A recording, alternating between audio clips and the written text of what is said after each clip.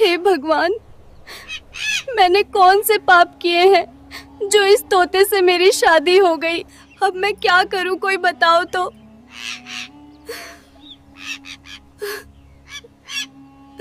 क्या हुआ जब एक लड़की की शादी तोते से हो गई? जी हाँ, आपने सही सुना। एक खूबसूरत लड़की की शादी एक तोते से हो गई और उसके बाद उस तोते ने लड़की के साथ जो किया उसे देखकर सब हैरान रह गए। आखिर ऐसा क्यों हुआ कि लड़की को एक तोते से शादी करनी पड़ी? आइए जानते हैं।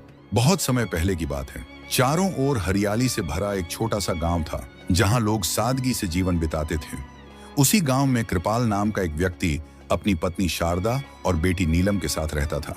कृपाल अपने पूरे गांव में अपनी सच्चाई, ईमानदारी और भले स्वभाव के लिए जाना जाता था।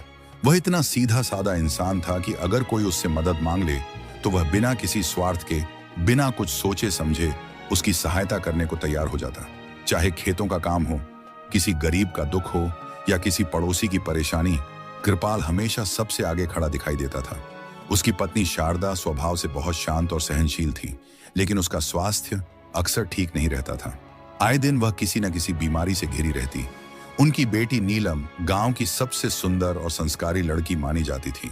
उसकी आंखों में एक अलग सी मासूमियत थी, चेहरे पर सादगी की चमक और व्यवहार में गजब की विनम्रता। वह अपने माता पिता की हर बात मानती थी और पूरे मन से उनकी सेवा करती थी। कृपाल रोज सुबह सूरज निकलने से पहले उठ जाता। हल्की सी चाय पीकर वह अपने खेतों की ओर निकल जाता, जहां दिन भर कड़ी मेहनत करता। इधर नीलम घर का सारा काम संभालती, चूल्हा चौका, साफ सफाई, पानी भरना, पशुओं की देखभाल, सब कुछ वही करती। साथ ही वह अपनी मां शारदा का भी पूरा ध्यान रखती।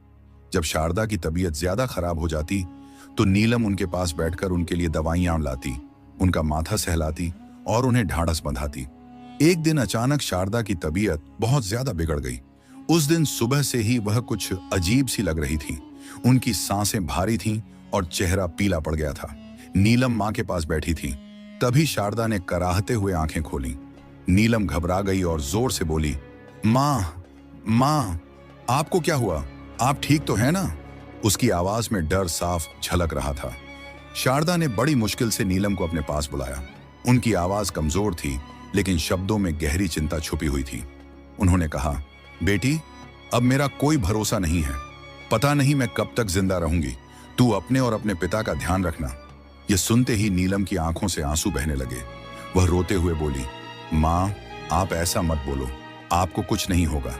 मैं हूं ना आपके पास। नीलम को मां की हालत देखकर बहुत डर लग रहा था। वह तुरंत खेतों की ओर भागी